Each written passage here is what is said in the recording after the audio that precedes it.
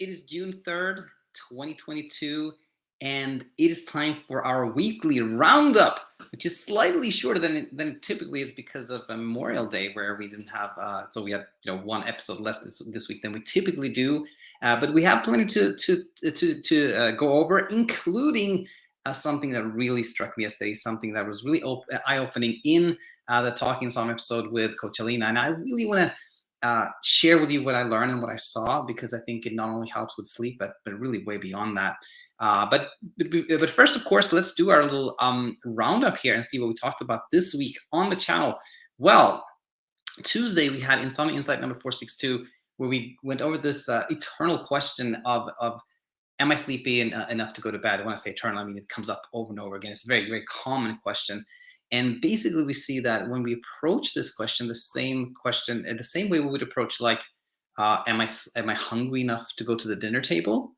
If we approach it the same way, we see that neither of them require us to kind of monitor or have any particular goal or look for cues, but we have the answer inside us. And if you want more on this topic, then of course check Insomnia Insight number 462.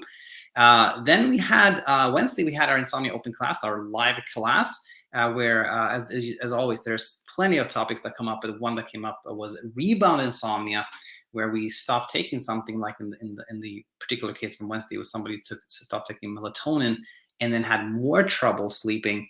And there's much to learn about rebound insomnia in Wednesday's episode. But one thing I just want to clarify or amplify here, because they came up, I think, in one of the comments, was like, how long does rebound insomnia last? Well, the thing is that, when we understand rebound insomnia, and that it has very little to do with chemicals, particularly when it comes to melatonin, it's rather our reactions and our thoughts around it that create this rebound insomnia scenario. When we understand that, then we see that actually it's just another version of being afraid of not sleeping. Rebound insomnia is just another way we experience insomnia, and that it lasts as long as our fear of not sleeping lasts, and it fades away when our fear of not sleeping fades away. So just a little comment there on rebound insomnia, more in the open class from Wednesday. And then yesterday we had Talk Insomnia number 106 with Coach Alina, that I titled How Your Insomnia Roller Coaster Ends. And there was much to learn from that episode, but there's something that really caught my attention, something that I've been teaching, like win-lose thinking when it comes to sleep, like sleep win-lose thinking for years, really. But there's something I've never seen that I really want to emphasize today that I think can be really helpful. So I want to actually start with a question to you, which is, what two things, what two things can we learn from, I didn't sleep at all, I feel like a failure? Maybe you want to ponder this for a second, but there's two things that I think really can stands out here. And what we can really see here is that there exists an idea that there is a battle to be won or lost. Because if you think like, I feel like a failure, I failed, I lost, that means we by default are thinking there is something that can be lost or won, like a battle, a struggle, a competition, or something like that. So that's A. We can see that there exists an idea that there's a battle to be won or lost, which B is reinforced. This idea is reinforced by thinking that we won or we lost. Every time we said I lost or I won, we reinforce the idea that there is a battle to be won or lost. And that battle, that attempt to achieve sleep, that is insomnia. So in other words, kind of criticizing ourselves for not sleeping maintains this idea that there's a battle to be won or lost, and it maintains the insomnia. But then, from there, we go to, what two things can we learn from this? Sorry for the delay there. I didn't find it. What two things can we learn from, I slept 8 hours, I finally got that win? Like, ponder that for a second. What two things to learn from that? Well, you're right. We learned two things, and it is that A, there's this idea that there's a battle to be won or lost, and B, it reinforces this is reinforced by us thinking that we won or lost, right? So my point here is, of course, that when we celebrate sleeping as a win, or we blame ourselves and criticize ourselves for not sleeping, we think not sleeping as a loss, it leads to the exact same place. It sort of maintains the idea that there's a battle, and it maintains the insomnia. So this, this is something that I've been aware of for quite a while, and I've been teaching a lot. But there's something that I really learned yesterday from Coach Alina that I hadn't thought so much about, and it's this awareness. Like, awareness is much more available to us when we're in the high compared to the low. When we had that night of like sleeping very little, we feel frustrated, angry, we feel like we're lost, something's wrong with us, we're discouraged, etc.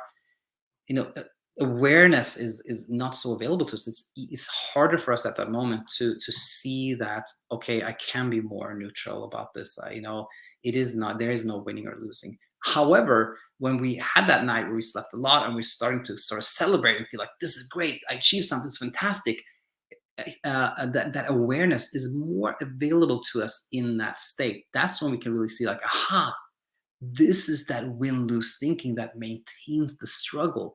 And just by being aware like that, by sort of showing the brain that, aha, this is it, this reaction is what maintains the struggle, that automatically leads to sort of a dampering of everything become more neutral. Like the high becomes like less of high because it's not like emphasized by reaction. But the same thing happens to sort of the low. When we find ourselves like thinking we lost or failed, that automatically also will become less emphasized by teaching the brain that this sort of neutrality, not thinking in win-loss terms, is what leads us away from the struggle. So again, when we're aware in the high, that will make the low milder as well, and this is how the roller coaster ends. And finally, here, like when I was thinking about this today, I was thinking like this is one of those like things that it really so obviously applies way beyond sleep. Like if you think about when in your life that you celebrate something as a win, that in reality sort of just happened, that we have no control over. It can be like, how many people liked your Instagram post, or how many new subscribers you have, or like if you celebrate those things as a win, like, oh my gosh, like if you celebrate other people's reactions, which we have no control over, as like a win, then we're basically teaching the brain that we want more of this, which creates this struggle of like the brain trying to achieve something it has no control over. So I think this is one of those life lessons that apply, like, again, way beyond sleep. Now, speaking of like this episode and what we learned and the roller coaster, I want to say that if you are getting off that roller coaster ride, that is fantastic. I'm so happy, and please share it with us. However, if you feel like you are on this insomnia roller coaster, things are confusing and frustrating, and you don't feel like you know how to get off that roller coaster, then please know that we are here to help. If you want to feel like yourself again, like feel like that person you were before, but you don't really recognize anymore, then please head over to our website and take a look at our coaching options. I'm sure you can find something that suits you really well. And if you choose to join, then I look forward to seeing you on the other side. Now, with that said, I hope you have a really wonderful weekend, and I look forward to having you back next week. Until then, bye-bye.